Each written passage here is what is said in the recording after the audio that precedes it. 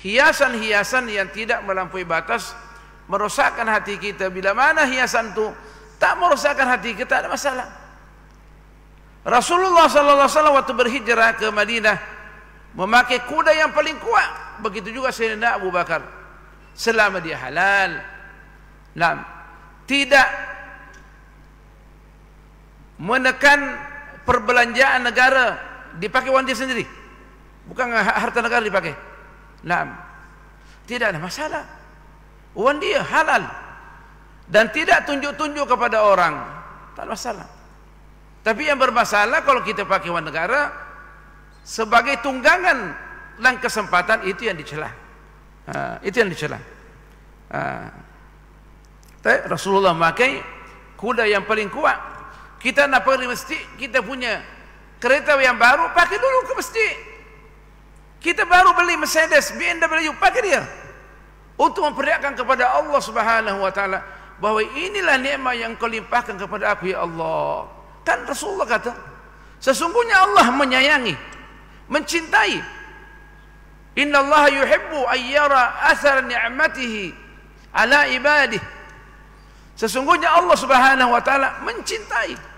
Tingkatan yang paling tinggi dalam ilmu tasawuf dan ilmu akhlak, dalam syariat, mencintai. Dia tak mengatakan hendak tengok, mencintai. Nah, bahagian yang paling tertinggi. Maksudnya bila mana kita gunakan nikmat itu untuk pelaksanaan ibadah kita, pergi masjid, bawa kereta kita yang paling bagus, pakaian kita yang paling bagus, wangi-wangian yang paling bagus, ud satu botol gitu 1.000 rial atau 10.000 rial. Ada yang ud, tentu bagus orang yang mencium, apalagi kita mensedekahkan daripada minyak wangi kita kepada orang-orang yang ada di masjid, tentu lebih hebat lagi. Sebab Allah nak tengok kesan nikmat dia terhadap apa yang telah dilimpahkan kepada hambanya, bahwa hamba aku berterima kasih kepada aku, maka dia akan sampai kepada maqamul mahabbah. Maqamul mahabbah maksudnya posisi yang kita akan perolehi di akhirat yang paling tinggi di sisi Allah Subhanahu wa taala. Saya mengatakan yuhibbu. Dan itu dikatakan oleh Al-Imam Sya'rani. Perhatikan kata-kata yang digunakan oleh Al-Qur'an di dalam menggalakkan kita beramal soleh. Dia ridha, Allah ridha. Berarti kita akan memperolehi maqamur ridha. Dia menggunakan yuhibbu wa ahabba, berarti kita akan memperoleh maqamul mahabbah Allah. Naam. Dan begitulah seterusnya. Maka itu dikatakan ulama mesti pandai-pandai kita membaca message Allah Subhanahu wa taala. Waktu kita membaca Al-Qur'an, dia menggunakan wallahu yuhibbus sabirin.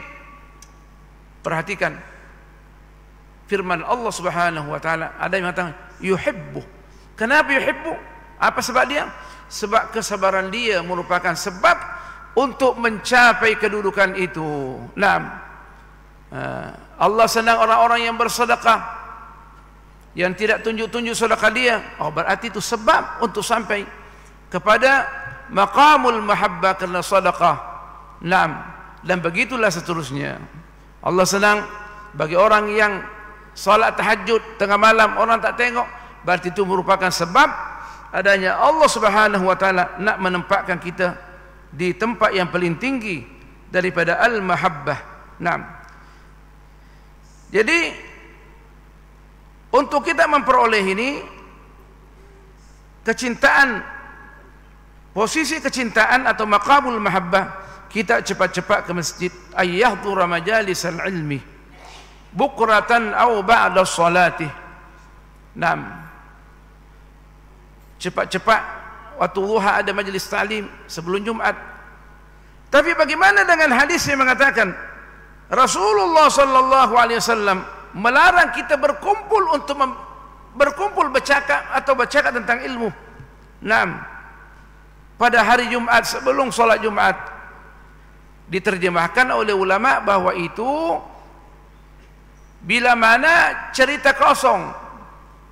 Tadi juga kita bahas di Masjid Bukit Besar. Orang tanya, bagaimana di Masjid Putih? Itu adalah bila mana berkaitan cerita kosong. Sebab dulu ada namanya Al-Qussas, suka cerita, masuk di masjid cerita tentang motivasi. Sekarang pun ini ada lagi orang yang cerita motivasi.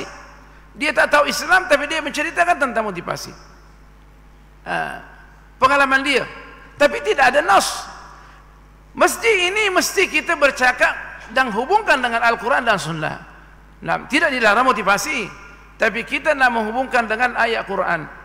Apalagi orang yang bercakap politik, tak ada kaitannya. Nak bercakap politik ya silakan di luar lah. Ada namanya sarang politik, pergi cakap sana. Di masjid ini kita nak menyatukan ummah. Jadi kalau tak ada mula sabanya kita cari politik. Cerita politik di luar. Rasulullah cerita politik. Rasulullah menceritakan tentang hukum hakam daripada asal usul politik. Bukan macam politik kita sekarang ni. Tapi adalah asal usul politik. Pentadbiran negara, bagaimana kita adil, bagaimana nak menghadapi masyarakat tanpa kita mengira siapa dia yang kita tangani daripada masyarakat. Tidak pilih kasih. Nah sekarang ni politik ni dia pilih kasih. Makanya itu dianggap perkara bercakap tentang politik, perkauman adalah dilarang dalam Islam. Sebab boleh mengacaukan ummah. Dan ini jelas. Ini jelas. Kita tak boleh mengampu dalam hal ini. Sebab kita akan ditanya oleh Allah Subhanahu wa taala tentang apa yang kita jelaskan di masyarakat umum yang berkaitan dengan hukum hakam. Asal usul politik. Politik membangun negara. Dulu kata ulama, sebagaimana yang jelaskan dalam buku Asy-Syahid Al-Ustadz Al-Doktor Muhammad Said Ramadan, orang bila mana bercakap tentang akidah, maka merupakan sumber untuk menyatukan ummah. Sebab kita hanya ikut dengan akidah Ahlus Sunnah wal Jamaah. Tapi sekarang ni kalau orang bercakap tentang akidah, dia memecah belahkan ummah Islam. Sebab dia dasarnya mengkafirkan, membid'ahkan, menganggap orang sesat. Maka dia mesti berhati-hati dalam menceritakan tentang akidah yang boleh menyebabkan masyarakat perang, tak bersatu di dalam memerangi kebatilan. Jadi kita mesti tahu dalam membaca nas. Dikata Rasulullah sallallahu alaihi wasallam melarang kita membuat satu perjumpaan al-hilaq di masjid ni pada hari Jumaat sebelum solat Iyah. Ta'lim Ghazaliyah, bila mana yang bercakap itu bukan orang alim. Tapi bila mana yang bercakap itu orang alim, maka itu ditekankan sebab dia lebih hebat daripada zikir yang kita lakukan sebelum Jumaat. Karena dia wajib, dia menjelaskan tentang hukum hakam. Jadi bila mana dia datang mendengarkan ceramah seperti ini, dia dan cepat-cepat datang, dia mendapat berkat, butiran rahmat daripada Allah Subhanahu wa taala, dan dia dianggap berzikir selama dia di dalam masjid, selama dia masih dalam keadaan tahir, berwudu. Ketika dia mendengarkan ceramah, yang mana ceramah ini bila mana orang alim yang menyampaikan jauh lebih tinggi pahala daripada, bahkan lebih tinggi daripada membaca Quran. Sebab apa yang dijelaskan itu adalah berdasarkan Al-Quran wa Sunnah. Tanpa ulama kita tak boleh mengetahui dan memahami maqasid Al-Quranil Karim, maksud adanya Al-Quran diturunkan. Apalagi kalau dia menjadikan orang itu tambah dekat kepada Allah Subhanahu wa taala. Dia kata illa ayyakuna aliman billah, kecuali dia alim rabbani, boleh ditekankan.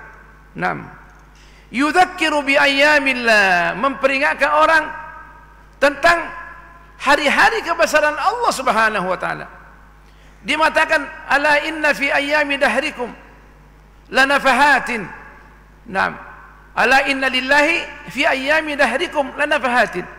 Sesungguhnya Allah mempunyai pada hari-hari kita yang tertentu selama perjalanan setahun, lanafahatin atau nafahatin, ada percikan-percikan yang wangi, ada anugerah-anugerah daripada Allah, ada butiran-butiran rahmat. Bila mana kita memperolehinya satu butiran, maka kita tidak akan sengsara selama-lamanya.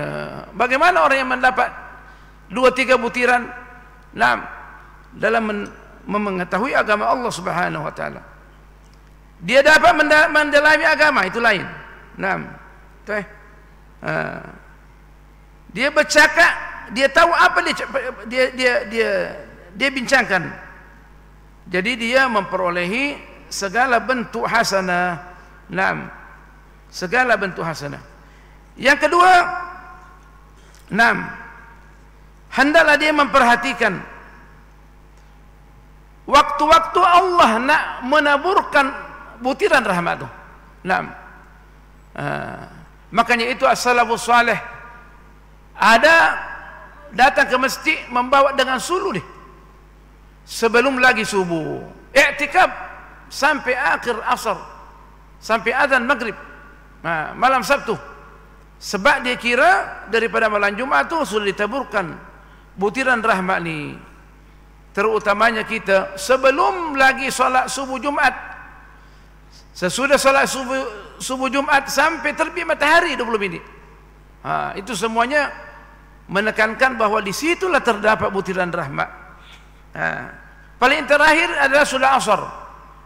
Sayyidatuna Fatimah bintu Rasulillah sallallahu alaihi wasallam, dia punya khadim. Dia suruh khadimnya untuk tengok bilakah matahari nak terbenam. Sebab di situlah rahasia anugerah Allah Subhanahu wa taala. Kalau disampaikan tentunya biasanya sekitar 20 minit maghrib, maka kita duduklah berdoa, berselawat, terutamanya membaca Al-Quran, supaya Allah boleh memberikan anugerah kepada kita. Sebab kita nak mendapatkan butiran rahmat yang satu je tu. Bila mana kita dapatkan, kata Rasulullah sallallahu alaihi wasallam, tidak akan sengsara selama-lamanya. Itu yang kita nak. Butiran rahmat waktu kita berada pada 10 akhir daripada Ramadan dan 10 awal daripada awal Zulhijjah. Tapi kita sebagai umat yang disayangi oleh Allah Subhanahu wa taala, maka kita subhanallah nak berhenti sekarang. Kita jangan lupa kita senantiasa berselawat.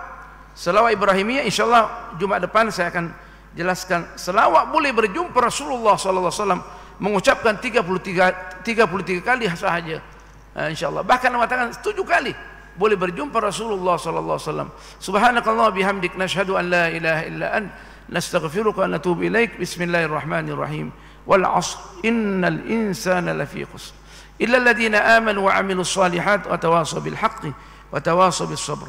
Bismillahirrahmanirrahim. Alhamdulillah wassalatu wassalamu ala Rasulillah sayyidina Muhammadin an-nabiyil karim wa ala alihi wa sahbihi ajma'in.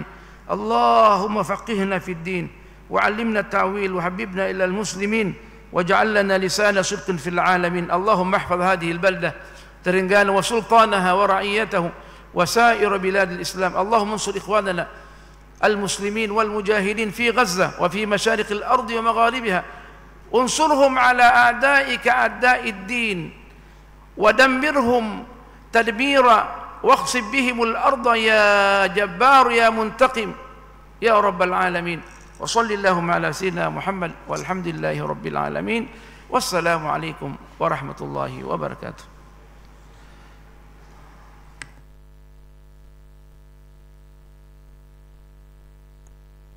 Subhanallah.